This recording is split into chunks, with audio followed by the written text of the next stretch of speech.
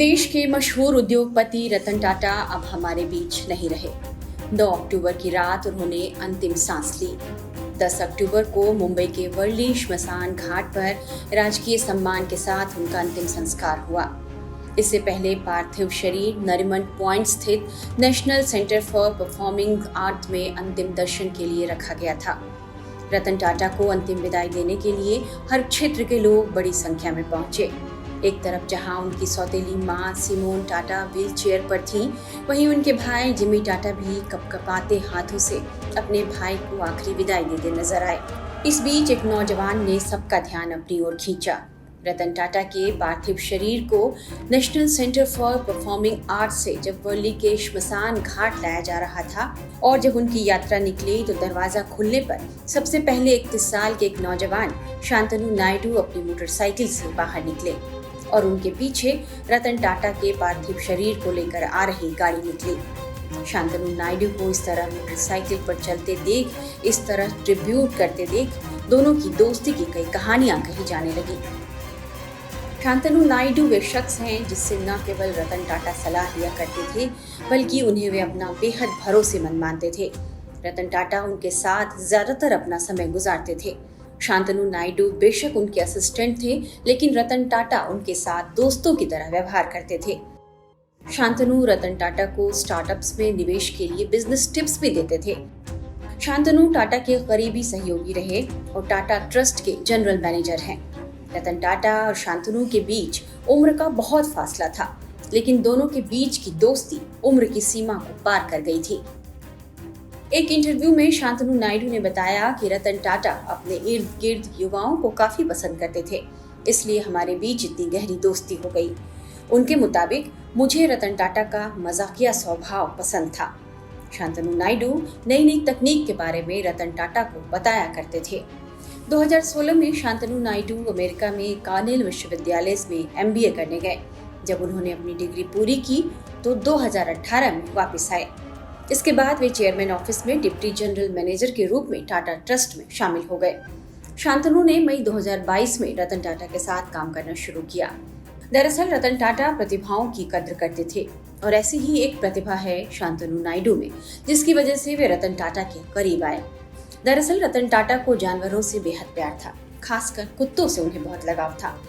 और जब शांतनु नायडू ने आवारा कुत्तों को रात में कारों की टक्कर से बचाने के लिए रिफ्लेक्टिव कॉलर बनाया तो उनकी इस पहल से प्रभावित होकर रतन टाटा ने नायडू को उनके साथ काम करने के लिए आमंत्रित किया और इस तरह शांतनु नायडू रतन टाटा से जुड़े और उनके असिस्टेंट बने। शांतनु ने जब डॉग के लिए रिफ्लेक्टर बनाया तो शुरुआत में रतन टाटा इस बारे में नहीं जानते थे, लेकिन उनके पिता ने उनसे कहा कि वे रतन टाटा को इस बारे में पत्र लिखें। 2 महीने बाद शांतनु को टाटा की तरफ से एक पत्र मिलता है जिसमें उनके पहल की प्रशंसा की गई और उन्हें मिलने के लिए बुलाया गया। शांतनु अपने दोस्त के साथ टाटा से मिलने पहुंचे और रतन टाटा ने उनकी तारीफ करते हुए उनके वेंचर में फंडिंग का ऑफर भी किया। इस तरह दोनों के बीच की दोस्ती 2014 से शुरू हुई और शांतनु धीरे धीरे रतन टाटा के करीब आते गए। यह सारा किस्सा शांतनु ने 2021 में मीडिया के साथ शेयर किया था। शांतनु की बात करें तो वह गुड फेलो के मालिक भी हैं, जो बुजुर्गों को उनके अंतिम सालों में हर तरह की सहायता देने वाला बिजनेस है। शांतनु नायडू का नेटवर्थ कितना है, इस बारे में अभी तक कोई स्पष्टता नहीं है। उनकी सैलरी के बारे में भी कोई ठोस जानकारी नहीं है, लेकिन मीडिया रिपोर्ट्स के मुताबिक उनकी कुल संपत्ति 5-6 करोड़ रुपए के बीच है। पशु प्रेम और समाज सेवा के प्रति उनकी गहरी रुचि के कारण उन्होंने मोटोपॉज नाम की संस्था बनाई है, जो सड़कों पर घूमने वाले कुत्तों की मदद भी करती है। रतन टाटा के जाने से शांतनु बेहद खालीपन महसूस कर रहे हैं और वे गमगीन हैं। रतन टाटा को आखिरी विदाई देने के बाद मीडिया ने उनसे बार बार बातचीत करने की कोशिश की, लेकिन उनकी क्या प्रतिक्रिया रही, ये सुनिए। आप सब लोग मुझे दुख की इस घड़ी में शांति से छोड़ देंगे तो मैं वाकई इसकी प्रशंसा करूंगा।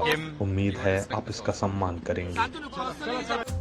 शांतनु नायडू को रतन टाटा का इतना करीबी जानकर अब लोग यह सवाल पूछने लगे हैं कि क्या टाटा की संपत्ति में शांतनु नायडू को भी हिस्सा मिलेगा। लोग ये जानना चाहते हैं कि क्या रतन टाटा ने अपने दोस्त शांतनु के लिए भी कुछ छोड़ा है। तो इस बारे में अभी तक कोई जानकारी नहीं है, कोई स्पष्टता नहीं है। रतन टाटा के निधन के बाद उनके सौतेले भाई नोएल टाटा को टाटा ट्रस्ट का नया चेयरमैन चुन लिया गया है।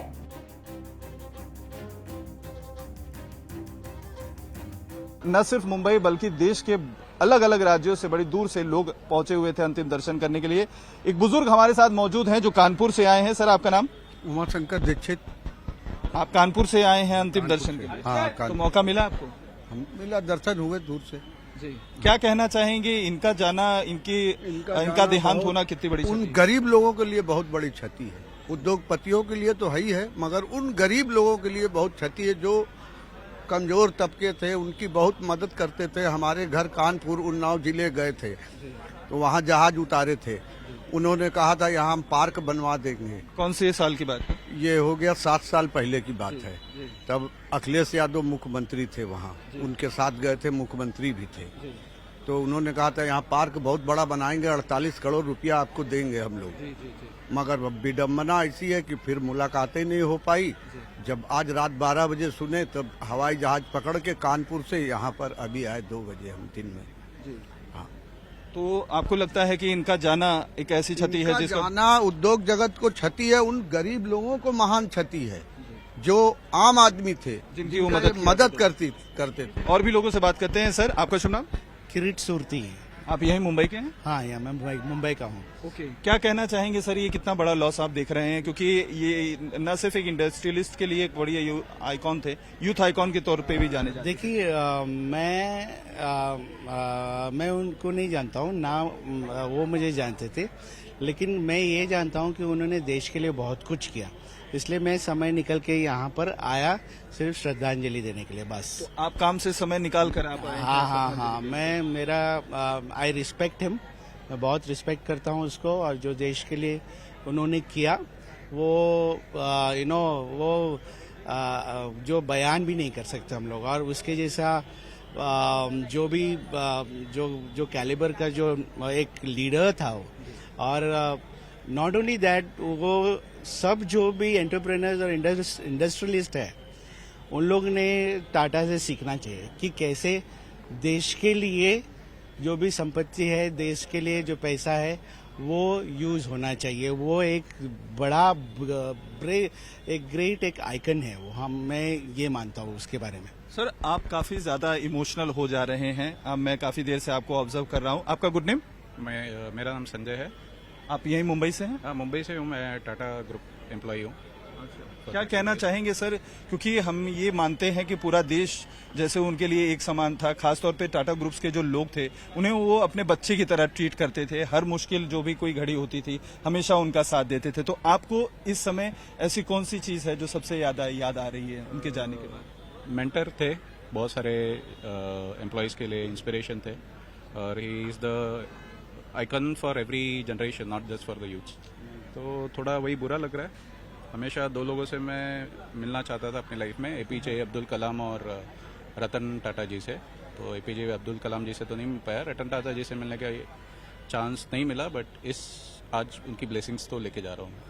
तो इस तरीके का माहौल आपको लगता है कि पूरे जो टाटा ग्रुप्स है उसमें होगा? क्योंकि जब ही उनकी तबीयत खराब हुई थी, हॉस्पिटल में एडमिट होने की बातें सामने आ रही थी, तभी आप लोगों को चिंता इस बात की थी कि उम्मीद थी कि शायद वो बाहर आ जाएंगे, क्योंकि वो उनका रेगुलर हेल्थ चेकअप इस तरीके से होता था? No, he was aging. I think he was 86. My father also died just few months before. So ये तो एक जर्नी है, कंप्लीट करनी होती है, बट बहुत ही अनफॉर्चुनेट है इस सिचुएशन में आके उनको देखने का मौका मिला, बट उनकी ब्लेसिंग्स तो हम लेके जा रहे हैं।